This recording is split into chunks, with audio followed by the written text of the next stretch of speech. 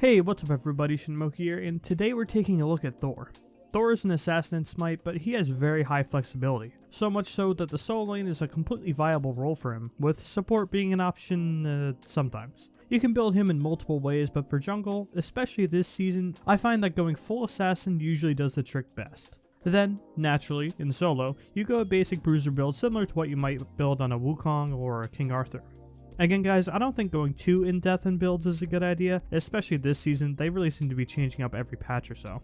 So now, let's break down each of Thor's abilities and their special interactions, both with core game mechanics as well as each other. Thor's passive is extremely simple, and for the most part, it's something you never consciously use. Essentially, you gain physical power for every enemy god near you, stacking up to 3 times. It's a nice little boost and works well with his ultimate, which almost always gets him in the thick of things. Not much to this other than that it helps him pad some extra damage onto Thor's already hard-hitting auto attacks and abilities. Speaking of abilities, let's get to him, starting with his 1. Thor throws out his hammer at a massive range, being able to pass through walls and hit enemies on his initial swing and return swing.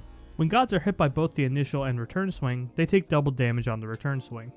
Thor can also teleport to his hammer at any time during this ability, barring when the hammer is inside of a wall.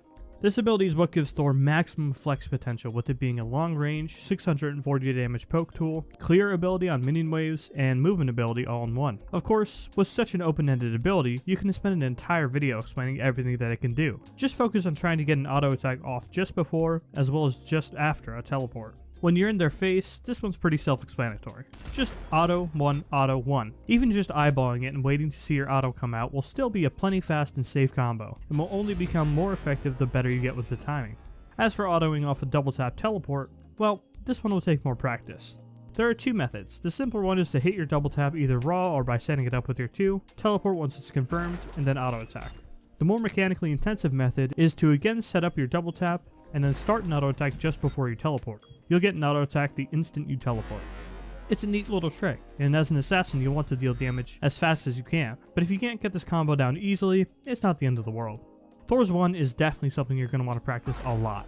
Its relatively slow movement, as well as the way it tracks your movement, gives it a lot of potential, but that also means that there's a lot to mess up while using this ability. Give it some time to get used to, but don't be afraid to experiment with it too. Now for his 2, another very long-ranged ability for an assassin. This ability spawns a wall in front of Thor in a long, straight line, and any enemies hit by it are stunned, this stun time increasing as you level the ability. Of course, this ability is a great setup for a guaranteed double tap with his first ability, but just keep in mind that it's a very mana costly combo, as well as one that people are bound to see coming. Not to mention that the wall stun at level 1 actually doesn't stun them long enough for you to get your full 1 on them.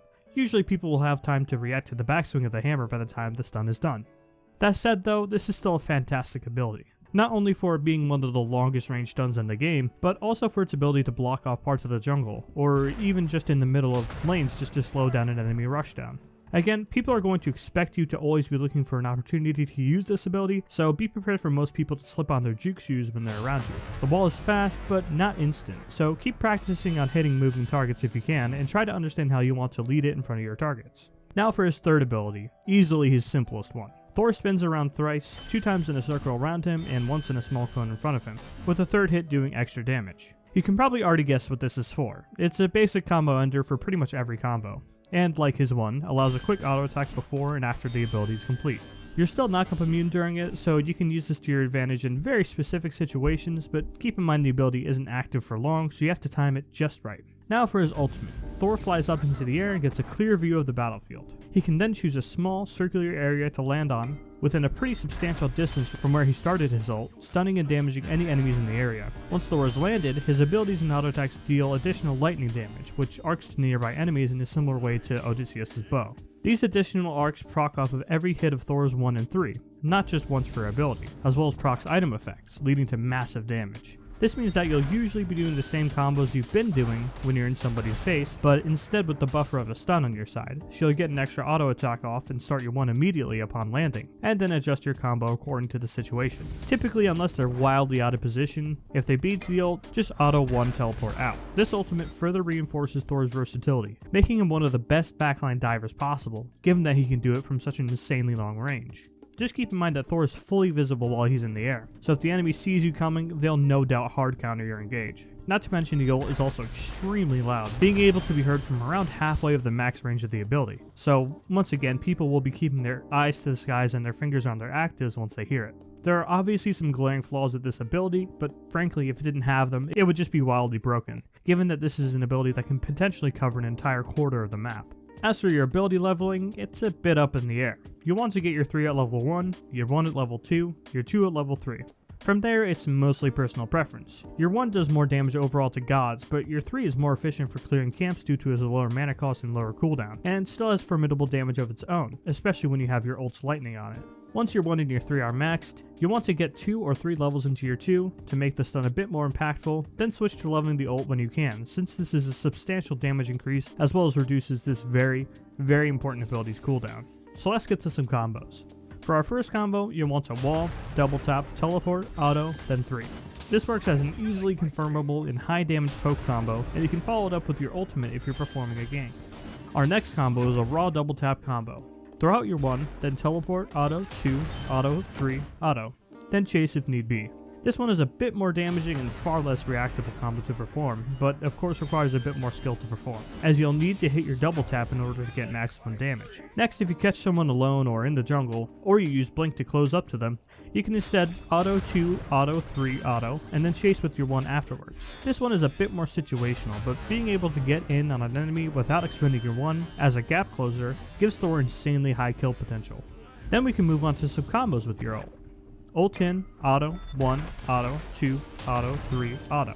This is the classic Thor combo that enables you to output 100% of your damage, granted they don't use beads on you. Typically engaging with your ult is just variants of this combo. The combo gets easier as the game goes on, as your 2 stun increases and your auto attack cancels become quicker, with your base attack speed increasing. You may want to forego your 1 in the combo if you're diving a mobile character or someone you know has beads to save it for chase potential, or forego 1 or 2 of the auto attacks when your 2 only has 1 level in it, and so on. So now for our matchup charts. This will be completely focused on Thor in the jungle role since I have minimal experience with Thor in solo. With assassins, Thor has a pretty good time.